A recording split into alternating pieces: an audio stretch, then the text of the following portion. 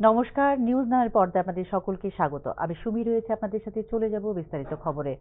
অসুস্থতার কারণে আগরতলার একটি বেসরকারি হাসপাতালে চিকিৎসাধীন রয়েছেন তিপ্রামথার সভাপতি বিজয় কুমার রাঙ্খল। তার শারীরিক অবস্থার খোঁজ নিতে বুধবার হাসপাতালে ছুটে গিয়েছেন মুখ্যমন্ত্রী ডক্টর মানিক সাহা। তিপ্রামথা দলের সভাপতি বিজয় কুমার রাঙ্খল শারীরিক অসুস্থতাজনিত কারণে রাজধানীর একটি বেসরকারি হাসপাতালে চিকিৎসাধীন অবস্থায় রয়েছেন বলে সামাজিক মাধ্যমে উল্লেখ করেন মুখ্যমন্ত্রী ডক্টর মানিক সাহা।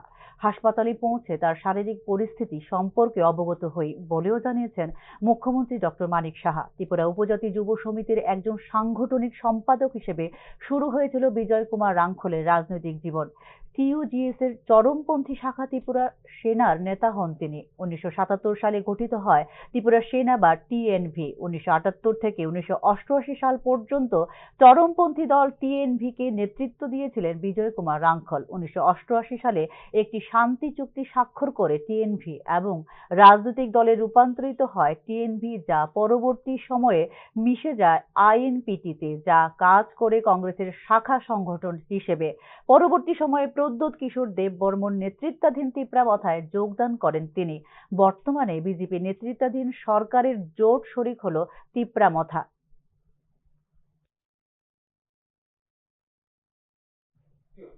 বাংলাদেশে শেখ হাসিনা সরকারের পতনের পর প্রথমবারের মতো ভারত বাংলাদেশ যৌথ নদী কমিশনের বৈঠক শুরু হবে বৃহস্পতিবার। গঙ্গা পদ্মা জল বন্টন চুক্তি নিয়ে আলোচনার পাশাপাশি বাদবাকি 54টি নদীর জল বন্টন নিয়েও হবে আলোচনা। ভারত বাংলাদেশ যৌথ নদী কমিশনের দুদিন ব্যাপী বৈঠক শুরু হবে বৃহস্পতিবার থেকে। বৈঠকটি অনুষ্ঠিত হবে কলকাতায়। ফি বছরে সীমান্তে জল আদান প্রদান নিয়ে বৈঠক হয় কমিশনের। সেই মতো এবারও আয়োজন করা হয়েছে বৈঠকে। ভারতের জল শক্তি মন্ত্রক জানিয়েছে, ভারত ও বাংলাদেশের মধ্যে 54টি এমন নদী রয়েছে যা সীমান্তের এপার ওপার বিস্তৃত। 1972 সালে গড়ে তোলা হয় ভারত ও বাংলাদেশের যৌথ রিভার কমিশন।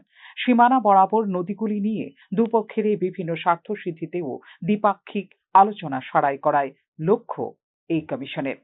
তবে হাসিনা সরকারের পতনের পর থেকেই তলানিতে গিয়ে ঠেকেছে ভারত বাংলাদেশের সম্পর্ক। সেদিক থেকে বৈঠক নিঃসন্দেহে তাৎপর্যপূর্ণ। বৈঠকে গঙ্গা পদ্মা জল বন্টন চুক্তির পাশাপাশি অন্যান্য নদীগুলি নিয়েও আলোচনা হবে উভয় দেশের মধ্যে। 1996 সালের 12 ডিসেম্বর ভারত ও বাংলাদেশের মধ্যে স্বাক্ষর হয় গঙ্গা পদ্মা জল বন্টন চুক্তি। ভারতের তৎকালীন প্রধানমন্ত্রী এইচ.ডি. দেবেগৌড়া ও বাংলাদেশের প্রাক্তন প্রধানমন্ত্রী শেখ হাসিনার মধ্যে স্বাক্ষরিত হয় সেই চুক্তি। গত আগস্টে প্রবল বিক্ষোভের মুখে বাংলাদেশ ছেড়ে পালিয়ে আসেন শেখ হাসিনা। আগস্টে হাসিনা সরকারের পতনের আগে গত জুন মাসে ভারতে এসেছিলেন শেখ হাসিনা। তখনই তিনি জানিয়েছিলেন 30 বছরে মেয়াদ ফুরতে চলেছে গঙ্গা পদ্মা জল বন্টন চুক্তি। তা পুনর্নবীকরণে শুরু হয়েছে বিভিন্ন প্রযুক্তিগত সমঝোতা। উল্লেখ করা যেতে পারে, ত্রিপুরা ফেনী নদী থেকে জল উত্তোলন বন্ধ করার জন্য যৌথ নদী কমিশনকে সম্প্রতি নোটিশ পাঠিয়েছে বাংলাদেশ সুপ্রিম কোর্টের আইনজীবী। বাংলাদেশ ও ভারতের মধ্যে যৌথ নদী কমিশনের দুটি বৈঠক হবে।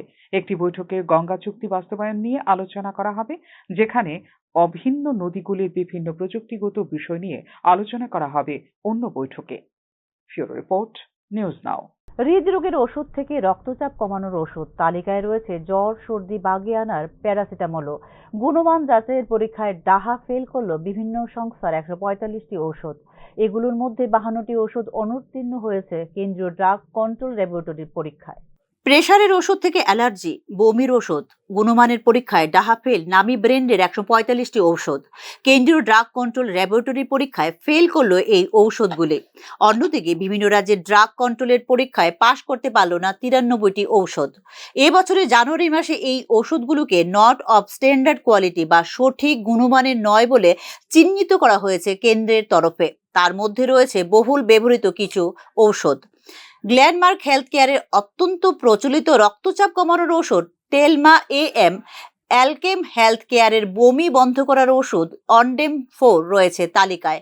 এছাড়াও তালিকায় রয়েছে টনসিল, ব্রঙ্কাইটিস, গলা, কান, প্রস্রাবের সংক্রমণ বন্ধের অ্যান্টিবায়োটিক, অ্যালার্জি বন্ধের ওষুধ, কফ সিরাপ। এই ওষুধগুলোর বেশিরভাগ প্রস্তুতকারক কোম্পানিগুলো রয়েছে গুজরাটের ভদোদারা, আহমেদাবাদ, হিমাচল প্রদেশের বদ্দি, পুদুচেরি, মহারাষ্ট্রের তারাপুর, উত্তরাখণ্ডের রুরকি, হরিদ্বারে। জানুয়ারি মাসে দেশ জুড়ে বিভিন্ন রাজ্যে র্যান্ডম স্যাম্পল টেস্ট করে central drug standard control organisation.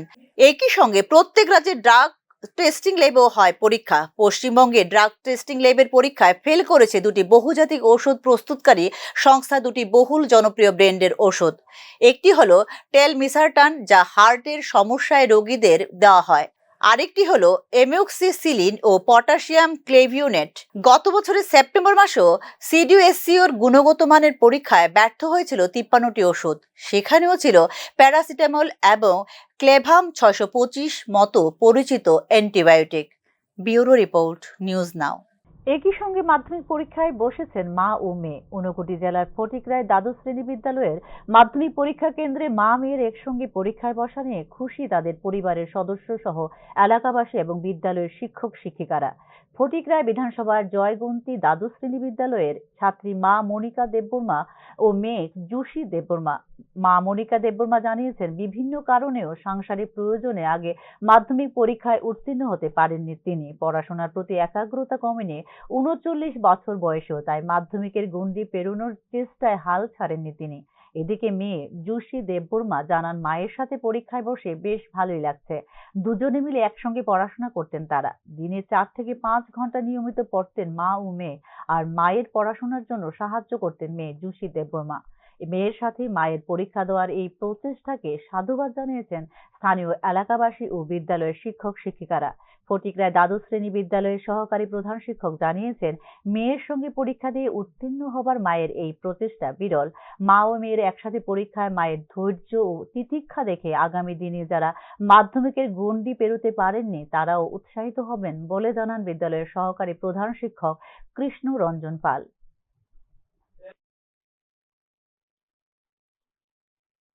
আমি আশা রাখছি তাদের দুজনেরই পরীক্ষা ভালো হবে। না, এরকম আর কোনোদিন শুনিনি, এই প্রথম।